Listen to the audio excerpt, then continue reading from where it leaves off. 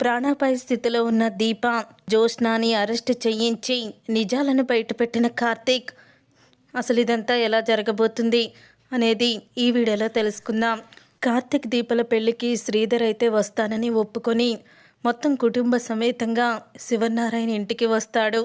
వచ్చిన తర్వాత అందరినీ చూసి షాక్ అయిపోతూ ఉంటుంది పారిజాతం. అప్పుడు ఇక జ్యోత్స్న అయితే వస్తుంది.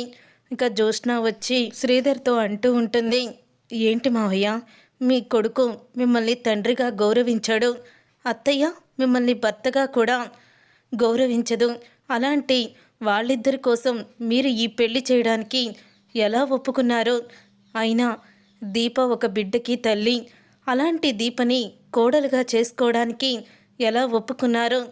దీపని ఎప్పుడైతే పెళ్లి చేసుకున్నాడో బావ, అప్పటి నుంచే బావకి కష్టాలు మొదలయ్యాయి. ఆస్తి విషయంలో మొత్తం కూడా పోగొట్టుకున్నాడు. తాతకి దూరమయ్యాడు.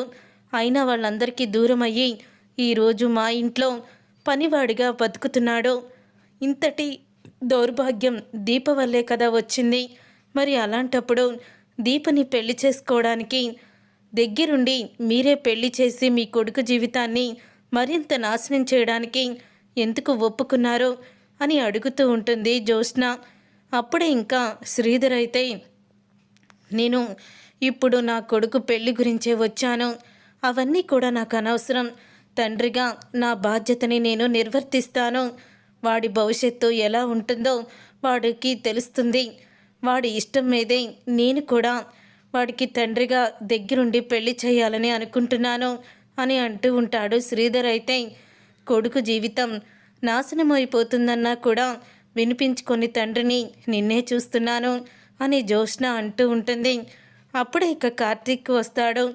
కార్తీక్ వచ్చి జ్యోత్స్నతో అంటూ ఉంటాడు, ఏంటి జ్యోత్స్న, ఏంటి ఇక్కడ సర్వశక్తులు కూడా వడ్డించి మరీ నువ్వు ఏం చేస్తున్నావు?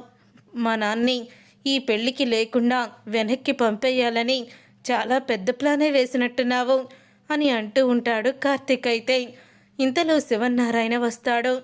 ఏంటి, ఏం జరుగుతుంది ఇక్కడ అని అడుగుతూ ఉంటాడు. అది పెద్ద సారు, అసలు పెద్దమ్మ మేడం గారు ఏమంటున్నారంటే మా నాన్నతో అని అంటూ ఉంటాడు కార్తీక్. అయితే అప్పుడు ఇక జ్యోత్స్న అయితే, ఏం లేదు తాతయ్య, అసలు నేనేమీ ఆయనతో మాట్లాడలేదు, ఏదో బావ కావాలని ఏదో ఒకటి చెప్తున్నాడంతే, ఈ పెళ్ళి ఎలా చెయ్యాలి ఏంటా అని నేను మావయ్యతో మాట్లాడుతున్నాను అని అంటూ ఉంటుంది జ్యోత్స్న. వాడు నీకు మావయ్య ఏంటి? ఆ బంధం ఎప్పుడో తెగిపోయింది. వాడు కేవలం మన ఇంట్లో పనిచేసే పనివాడి తండ్రి అంతే అని అంటూ ఉంటాడు శివనారాయణ. అవును శివనారాయణ గారు, మీ ఇంట్లో పనిచేసే పనివాడి తండ్రినే నేను అని అంటూ ఉంటాడు శ్రీధర్ కూడా. తరువాత ముహూర్తానికి టైం అవుతుంది. కార్తీక్ని పెళ్లి కొడుకుని చెయ్యాలి.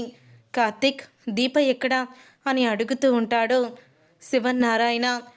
దీపని స్వప్న వాళ్ళు తీసుకొస్తామన్నారు సార్ అని అంటూ ఉంటాడు కార్తీక్. అయితే అప్పుడే ఇక జ్యోత్స్న అయితే, అంటే దీప ఇక్కడ లేదనమాట అని అనుకుంటూ ఉంటుంది జ్యోత్స్న.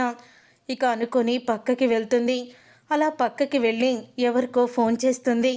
ఫోన్ చేసి, నేను పంపించిన ఫోటోలో ఉన్న వ్యక్తి మా ఇంటికి వచ్చే దారిలో కారులోనో ఆటోలోనో వస్తూ ఉంటుంది, తను ఇంటికి రాకూడదు అని అంటూ ఉంటుంది జ్యోత్స్న. అయితే ఇక జ్యోత్స్న అన్న మాటకి అప్పుడే ఇక అవతల వ్యక్తి, మేడం మీరు అనుకున్నట్టే జరుగుతుంది, మీరు కంగారు పడకండి అని అంటూ ఉంటాడు. తరువాత ఇక దీపని పెళ్లి కూతుర్ని చేస్తుంది స్వప్న. పెళ్లి కూతుర్ని చేసి, వదిన ఈరోజు నాకు చాలా ఆనందంగా ఉంది. ఆ రోజు నేను ప్రేమించిన కాశీని నాకు ఇచ్చి పెళ్లి చేయడానికి ఎన్ని సమస్యలైనా ఎదుర్కొని నన్ను ఇలాగే పెళ్లి కూతురుగా కూర్చోబెట్టావు. మా ఇద్దరి పెళ్లిని దగ్గరుండి జరిపించావు. ఇప్పుడు నీ పెళ్లిని దగ్గరుండి జరిపించే అవకాశం మాకు వచ్చింది వదిన. చాలా అంటే చాలా ఆనందంగా ఉంది. ఈరోజు నువ్వు ఎంత అందంగా ఉన్నావో తెలుసా? మా దిష్టే తగిలేటట్టుంది. ముహూర్తానికి టైం అవుతుంది. నీ ముచ్చట్లు తర్వాత చెప్పుకుందరు కానీ రండి వెళ్దాం అని కారు అయితే తీసుకొస్తాడు కాశీ. అయితే అప్పుడు ఇక దాసుని, మీరు కూడా రండి బాబాయ్, అని అంటూ ఉంటుంది దీప. లేదమ్మా, నేను అక్కడికి రాకూడదని ఒకరు నాకు కండిషన్ పెట్టారు అని అంటూ ఉంటాడు దాసు. అయితే ఎవరు బాబాయ్ అని అడుగుతూ ఉంటుంది దీప. లేదు బాబాయ్, మీరు తప్పకుండా రావాలి, మీరు కూడా రండి అని అంటూ దీప అయితే దాసుని బలవంతంగా ఒప్పిస్తుంది. దాసుని బలవంతంగా దీప రమ్మని పిలవడంతో దాసు కూడా కాదనలేకపోతాడు. ఇక నలుగురు కూడా కారులో బయలుదేరుతారు. అలా బయలుదేరుతూ శివన్నారాయణ ఇంటి దగ్గరికి వచ్చేసరికి అప్పుడే కొంతమంది రౌడీలు దీప వాళ్ళ కారునైతే ఆపుతారు. అప్పుడే దాసు కాశీ ఇద్దరు కూడా కిందకి దిగుతారు. దిగిన తర్వాత ఇక కారులో ఉన్న దీపని గన్నుతో దూరంగా ఉండి సత్తిపండు అయితే షూట్ చేస్తాడు. అలా షూట్ చేయడంతో ఒకేసారి దీప అక్కడికక్కడే కుప్పకూలిపోతుంది. తన గుండెల్లోకి నేరుగా బుల్లెట్ అయితే దిగుతుంది. అప్పుడే ఇంకా రౌడీలు అక్కడి నుంచి వెళ్ళిపోతారు. ఇంతలో ఇక దాసు కాశీ ఇద్దరూ కూడా అమ్మ దీప అంటూ గట్టిగా అరుస్తారు. దీపని అక్కడికక్కడే ఇక స్పృహ ఉందని హాస్పిటల్కి అయితే తీసుకువెళ్తూ ఉంటారు. ఇంతలో కార్తిక్ దీప ఇంకా రావడం లేదేంటా అని ఎదురు చూస్తూ ఉంటాడు.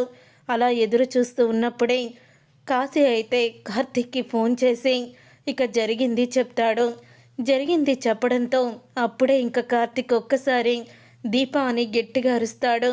ఎవరో దీపని షూట్ చేసి వెళ్ళిపోయారంటమ్మా అని అనంగానే ఇక కార్తిక్కి జ్యోత్స్నానే కారణమని తెలిసిపోతుంది.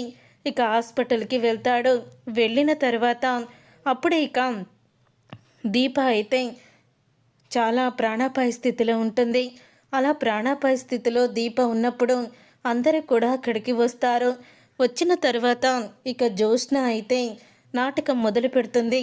అయ్యో దీప, ఎవరు నిన్ను షూట్ చేయించారో? అసలు నువ్వు ఈరోజు పెళ్లి కూతురుగా బావ పక్కన కూర్చొని బావ చేత తాళి కట్టించుకోవాలనుకున్నాం, ఇలాంటి పరిస్థితి వస్తుందని అస్సలు కూడా అనుకోలేదు అని జ్యోత్స్న నాటకం మొదలు పెడుతుంది. ఇంతలో జ్యోత్స్నకి ఫోన్ల మీద ఫోన్లు వస్తూనే ఉంటాయి. అప్పుడే ఇక కార్తిక్ అయితే జ్యోత్స్న ఫోన్ మాట్లాడడానికి పక్కకి వెళ్ళినప్పుడు కార్తిక్ వింటాడు. వెళ్ళి, మీరు నేను చెప్పిన పని చేశారు, ఆ దీపని షూట్ చేశారు, మీ డబ్బులు నేను అకౌంట్లో వేశాను చూడండి అని జ్యోత్స్న చెప్తూ ఉండడం అదంతా చూసి కార్తిక్ షాక్ అయిపోతూ ఉంటాడు. నా అనుమానమే నిజమైంది, జ్యోత్స్నని దీపని షూట్ చేయించాలనుకుంది అని అనుకుంటూ ఇక కార్తిక్ అయితే ఇక జ్యోత్స్నని క్షమించి లాభం లేదు అని అనుకుంటూ ఇక వెంటనే శివన్నారాయణ దగ్గరికి వెళ్తాడు. ఇన్ని రోజులు మీ దగ్గర ఒక నిజాన్ని దాచిపెట్టాను తాతయ్య. అదేంటంటే జ్యోత్స్న మీ ఇంటి అసలు వారసురాలు కాదు, దీపే మీ ఇంటి అసలు వారసురాలు, జ్యోత్స్న దాసు మావయ్య కూతురు అని నిజాన్ని బయట పెడతాడు. అది విని సుమిత్ర, దశరథ అందరూ కూడా షాక్ అయిపోతూ ఉంటారు. ఏంటి, నీకేమన్నా పిచ్చి పట్టిందా? మా కూతుర్ని మా కూతురి కాదంటావేంటి అని సుమిత్ర కార్తిక్ని తిడుతుంది. అప్పుడే ఇక దాసు వస్తాడు. దాసు వచ్చి కార్తిక్ చెప్పేది నిజమే వదినా, దానికి ప్రత్యక్ష సాక్షిని నేనే. మా అమ్మ స్వార్థానికి ఆ రోజు మీ కూతురు బలైపోయింది. మీ కూతురు ఇంటి వారసురాలుగా పెరగాల్సింది ఎక్కడో అనాథగా ముత్యాలమ్మ ఊరిలో పెరిగింది అని అంటూ దాసు చెప్పేస్తాడు. అప్పుడే ఇక పారిజాతం జ్యోత్స్న అక్కడికి వస్తారు. ఇద్దరు అక్కడికి వచ్చి రావడంతో అప్పుడే జ్యోత్స్నని చూసి కోపంతో రగిలిపోతూ శివన్నారాయణ పారిజాతం చంప పగలగొడతాడు. నా ఇంటి వారసురాల్ని మార్చేసి నీ కొడుకు కూతుర్ని నా ఇంటి వారసురాల్ని చేశావా? నిన్ను అసలు ఈ జన్మలో క్షమించను. ఈరోజు నా భార్య ప్రాణాలు ఇలా ఉండడానికి కారణం నువ్వే జ్యోత్స్న. నిన్ను అరెస్ట్ చేయిస్తున్నాను, పోలీసులు వస్తున్నారు అని కార్తిక్ అయితే అంటాడు. దీపని చంపించాలని నేనెందుకు అనుకుంటాను అని అంటూ ఉంటుంది జ్యోత్స్న. నువ్వు పక్కకి వెళ్ళి రౌడీలతో పేమెంట్కు మాట్లాడేటప్పుడే నేను ఈ వీడియో తీశాను, ఈ వీడియోనే సాక్ష్యం అని వీడియోని చూపిస్తాడు. అంతలోకి పోలీసులు అయితే వస్తారు. నిజం తెలుసుకున్న సుమిత్ర కళ్ళు తిరిగి పడిపోతుంది. ఇక శివన్నారాయణ పారిజాతాన్ని, జ్యోత్స్నాన్ని కూడా అరెస్ట్ చేయిస్తాడు. చూసారుగా ఫ్రెండ్స్, రాబోయే కథలో ఖచ్చితంగా ఇలాగే జరగబోతుంది. మరి ఇలాగే జరగాలని మీరైతే కోరుకుంటున్నారా? అయితే వీడియోని తప్పకుండా లైక్ చేసి ఛానల్ని సబ్స్క్రైబ్ చేసుకొని పక్కనే ఉన్న గంట సింబల్పై ఆలని క్లిక్ చేయండి. అప్పుడే మేము పెట్టే ప్రతి వీడియో మీరు మిస్ కాకుండా చూసేవచ్చు.